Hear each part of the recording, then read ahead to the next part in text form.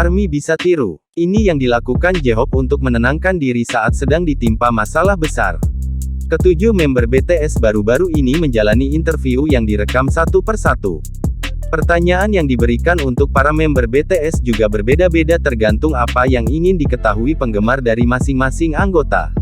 Kita semua sepakat bahwa J-Hope merupakan salah satu anggota BTS yang memiliki aura energi dan tak bosan menebar senyuman. Ia pun ditanya soal apa yang akan dilakukan untuk bisa menenangkan diri saat ditimpa masalah besar. Ternyata apa yang dilakukan pemilik nama asli Jung Ho Seok itu cukup simple, loh. Ya, J-Hope biasanya hanya akan menyaksikan video-video tentang hewan di internet.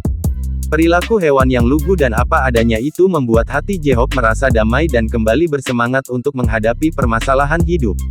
J-Hope juga mengatakan bahwa kunci kebahagiaan terletak pada diri sendiri. Apabila ia merasa tertekan dengan segala permasalahan yang ada, maka hari-harinya akan terasa berat dan menyedihkan.